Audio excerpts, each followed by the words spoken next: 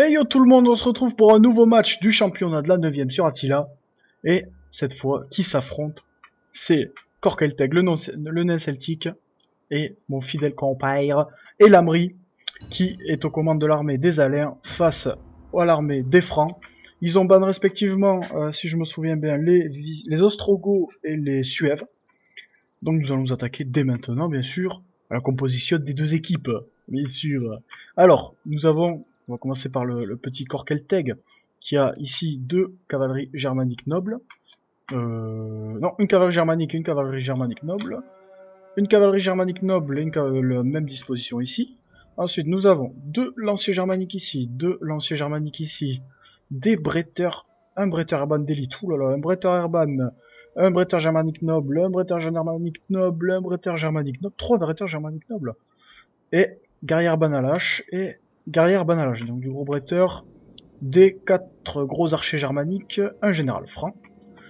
Du côté des lameries, nous avons une formation très étendue comme à son habitude des lameries. Donc, nous avons ici 3 cavaleries à laine noble et 3 sur ce flanc ici aussi.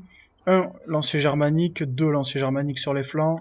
Une ligne de groupes de guerriers sarmates. Oui, c'est que des groupes de guerriers sarmates, je crois. Groupe de guerriers sarmates, groupe de guerriers sarmates. Groupe de guerriers sarmates et... Ouais, c'est ça. Il n'y a pas de germanique noble? Ah non, j'avais cru voir. Ah si, non, en fait non. Deux guerriers gardistes d'élite ici sur chaque flanc, des archers germaniques x3 et un petit noble germanique qu'il va falloir protéger, mon petit Elamri. Alors, les compos sont assez équilibrés, je suis pas sûr de la ligne de Korkelteg, qui avec ses bretteurs germaniques nobles se met en danger quand même, parce que c'est pas de l'infanterie énorme. Il avance en gros paquet comme ça, ce qui empêche ses unités de tir d'être efficaces. Il tire sur des groupes de guerriers sarmates, c'est pas une bonne idée, ça 53 d'armure, c'est pas énorme, il vaudrait mieux tirer sur les guerriers agatis s'il a la portée. Regardez les guerriers agatis qui ont 25 d'armure. L'Amri qui a déjà donné 2 ordres d'attaque sur ces unités-là. Donc qui devrait gagner le combat de cavalerie.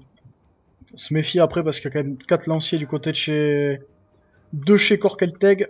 Alors, comment ça se passe ici? La Korkelteg lance la charge apparemment. Et l'Amri va venir contre-charger comme ça c'est bien. C'est bien joué. Très bien joué. Là, une magnifique charge de cave. Boum! Voilà. Une cave ici qui est libre et qui va pouvoir faire le tour. Superbe. Il va falloir rétrécir sa ligne là, mon petit Elamri, pour pas qu'elle se fasse choper. Et ça charge. C'est parti. Alors, vous voyez le lancer de Francisque qui fait très mal déjà. Le tir enflammé d'Elamri pour le moral et pour les dégâts. Ça fait toujours plaisir ici. Un lancier qui vient se confronter à 2 autres lanciers et un bretteur urban d'élite. Mais avec un soutien de Garega Tirst dans les lancers, ça fait faire très mal. Oh, magnifique charge. Magnifique charge. Superbe. Superbe charge, regardez. Guerrier Urban à l'âge qui prennent très cher.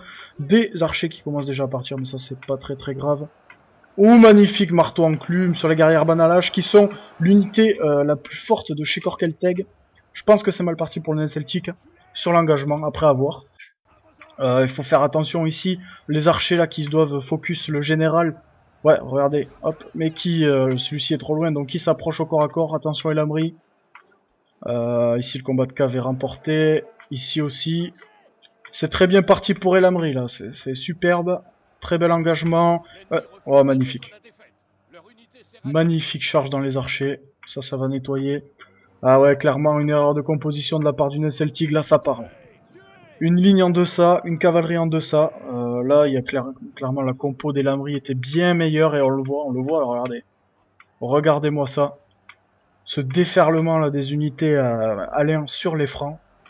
Les francs qui réussissent des petites victoires contre les lanciers ici, mais bon. Petite victoire. C'est bien joué de la part des lameries qui focus le général.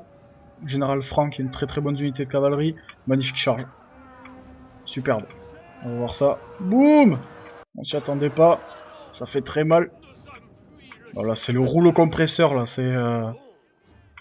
Oh là là là là là là. Là, Korkelteg n'a pas eu le temps de souffler. L'Amri est venu très vite sur lui.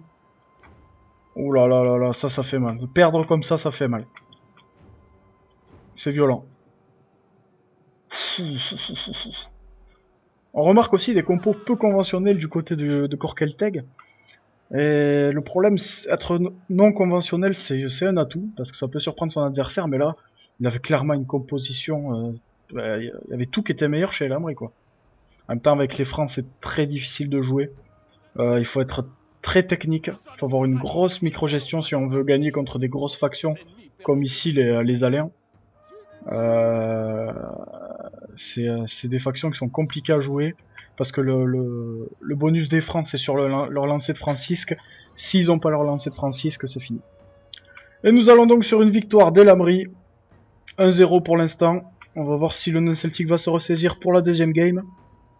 En tout cas, c'est très très bien joué là. Alors, je pense qu'il n'y a que les archers qui sont partis de chez Elamri. Voyons, c'est qui ça? Non, c'est des archers de chez... Ah là là là là là. Oh là là, ça fait mal. Ça fait très très mal de perdre comme ça. Voilà, c'est l'une des games les plus rapides que j'ai jamais vues. Il ne reste plus que cette cavalerie là-bas. Donc voilà, donc j'ai pas pu caster tous les matchs, je suis désolé. Donc voilà, c'est une victoire d'Elamri. Parce que j'étais pas là de la semaine, j'ai fait mes 2 matchs là direct contre Bafien et contre Invictus. Et Invictus m'a mis 2-0. Oui, vous avez bien entendu, Invictus m'a mis 2-0. Invictus qui a vraiment pris du level. Et non pas que je suis le meilleur, mais bon, je m'attendais à que ça soit un peu plus simple. Et ça l'a pas été. En même temps, j'ai joué un peu des factions. J'ai joué Visigoth en premier pour m'assurer la victoire, mais j'ai perdu. Et j'ai joué Sassanide ensuite pour essayer de changer un peu, et ben, j'ai perdu aussi. Donc je suis désolé pour ces deux défaites. Enfin, je suis pas désolé, vous vous en foutez, on s'en fout de toute façon. Après, j'ai joué contre Bafien où j'ai gagné 2-0 cette fois-ci. Donc voilà, c'est pas brillant ce que j'ai fait, mais bon, à voir. Donc on va voir un peu les unités ici. Désolé, je suis parti un peu dans les choses qui me concernent à moi et pas ces 2 joueurs. Bon, Elamri a fait un carnage. Voilà, gros carnage d'Elamri. Il y a que ses archers, mais c'est parce qu'il est rentré tellement vite au contact que voilà, ses archers ont pas eu le temps de bosser. Mais après, toutes les zones d'unité sont énormes. Voilà, rien à dire. Rien à dire en même temps. Une ligne de bretteurs germaniques nobles, c'est pas comme ça qu'il faut les utiliser. C'est des bonnes unités, mais c'est des unités qui encouragent. Et il faut pas les utiliser comme ça, il faut les utiliser en deuxième ligne pour qu'ils puissent encourager les unités qui sont, elles, en première ligne et qui peuvent tenir plus longtemps. Enfin voilà, donc on va se laisser ici, et on se dit à tout de suite pour la prochaine. Et tout le monde, on se retrouve pour le side 2 entre Elamri et Korkelteg. Donc cette fois, Elamri est aux commandes des Lombards, tandis que Korkelteg, lui, se voit attribuer la défense de l'Empire romain d'Orient. Donc on va commencer cette fois avec la compo d'Elamri, qui reste sur une compo de base avec les Lombards. Donc c'est que nous avons ici 3 cavaleries germaniques nobles, nous en avons 3 autres ici, un petit général noble germanique derrière, 3 archers germaniques ici. Ensuite nous avons alors 2 tueurs de chevaux, très bonne unité anti-cavalerie, un tueur de chevaux ici. Ensuite, alors là, si je me souviens bien, c'est un peu mélangé. Donc nous avons 3 hommes de Godan ici et 2 élus de Godan sur les flancs de ces hommes de Godan. Alors, du côté du nain celtique, alors, qu'est-ce que c'est que cette formation? Je pense qu'il n'a pas eu le temps de se former, enfin bref. Un Equites Dalmatai ici, une cavalerie Tagma, un Cataphractari, une cavalerie Tagma et un Cataphractari aussi ici. Alors, voyons. Alors, le nain celtique fait des formations extrêmement compactes. Alors, des Menolatoi ici qui sont des piquiers, regardez là. Ils sont pas mal du tout, j'aime bien leur skin. Des Auxilia Palatine Orientale, des Lanciaris Seniores, du très très gros lancier. Ensuite, nous avons 4 Légios et c'est mélangé, un Numéroi, un Legio en armure orientale, un Legio Comitatenses, un Protectores Domestici, un garde palatin en tant que général et un garde de l'Hétérie. Alors, c'est compliqué là. Au niveau de l'infanterie, bon, au niveau de la cavalerie, Elamri est largement supérieur. En ce qui concerne l'infanterie, il y a tellement d'unités différentes chez Korkelteg. Alors, avoir des unités différentes, c'est bien, mais en avoir une telle diversité, c'est très compliqué dans la micro-gestion. parce qu'il faut sélectionner les bonnes unités, les faire aller à tel endroit, nanani nanana. C'est plus simple évidemment quand on a des groupes d'unités. Par exemple, on sait qu'en première ligne, on va avoir des Legio Comitatenses, donc on va prendre sa première ligne, les Legio Comitatenses. On va en faire ce qu'on veut. Et en deuxième ligne, on va avoir par exemple, je sais pas, des Palatins, je dis n'importe quoi. On sait que c'est notre deuxième ligne. Là, c'est décousu, donc c'est assez difficile à micro-gérer. Je pense que le nain celtique s'impose des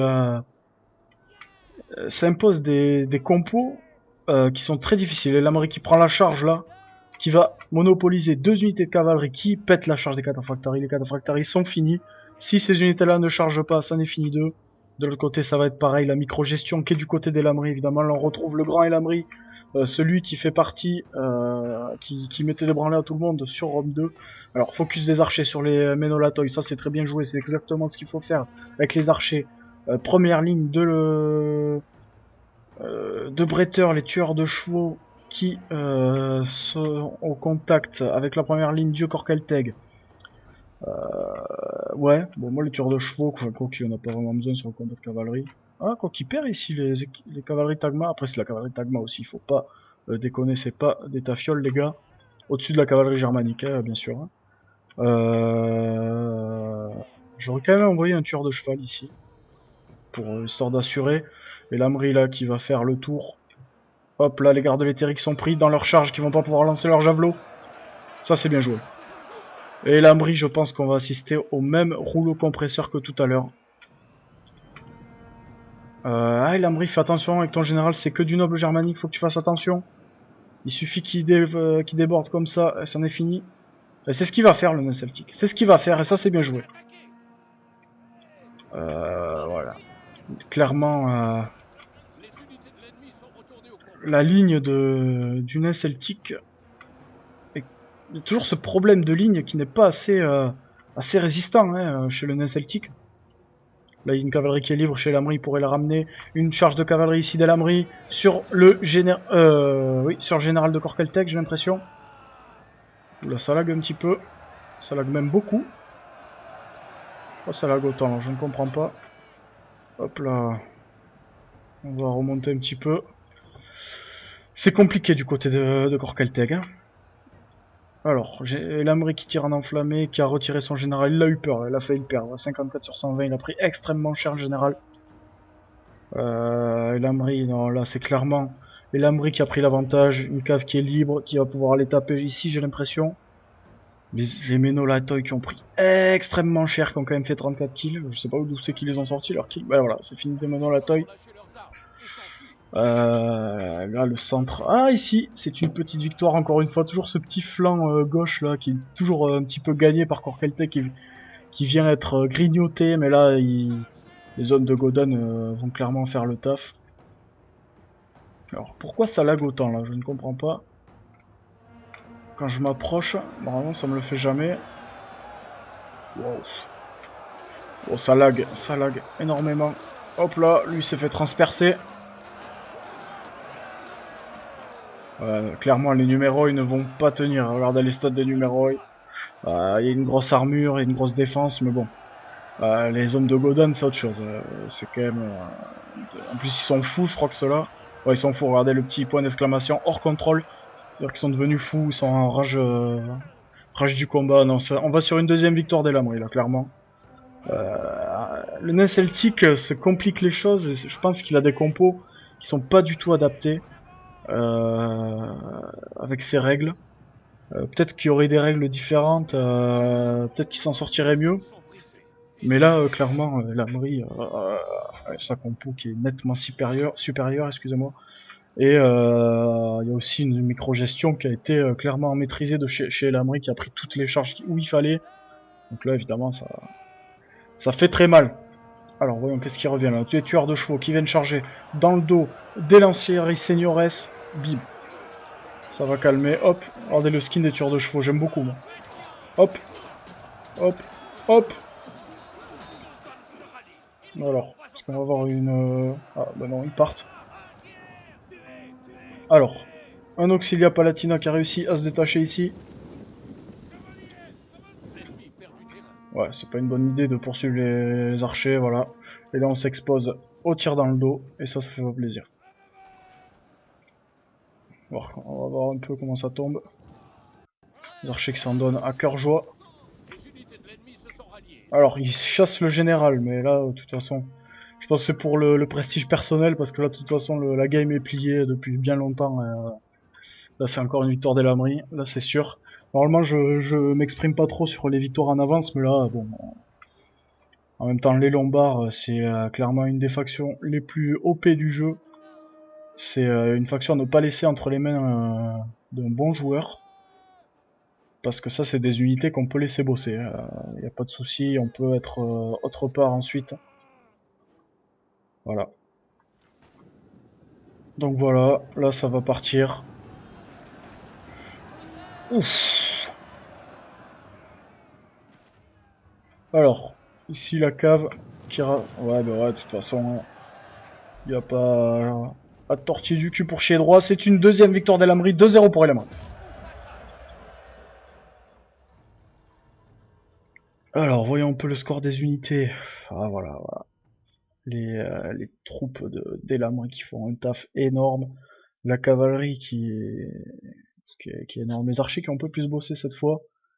Le combat a duré un petit peu plus longtemps que tout à l'heure. Non, c'est très bien joué de la part d'Elamri. Il a une compo qui est bizarre hein, chez Corkelteg. On dirait qu'il a voulu essayer un peu tous les bretteurs chez les Romains, du coup il a pris. Tu vois, je vais prendre un Protectoret, je vais prendre un Legio Comitatensis, un Legio en armure, un Numeroi. Non, c'est pas comme ça qu'on fait des compos Corkelteg. Là c'est là c'est clairement. Là je comprends pas cette compo en fait. Mais bon, c'était son choix. Il a vu ce que ça a donné. Il y a quand même une Legio qui a fait 73, c'est pas mal. Pour une unité comme ça. Après les Tagma qui ont pu résister tant qu'ils pouvaient, évidemment, il y avait pas, enfin, voilà, il y avait pas de soutien dans le combat de cave. Alors l'autre a quitté la partie. Allez, hop. Alors, donc le 2-0 pour Elamri, on se laisse ici. À la prochaine pour un nouveau match. Salam.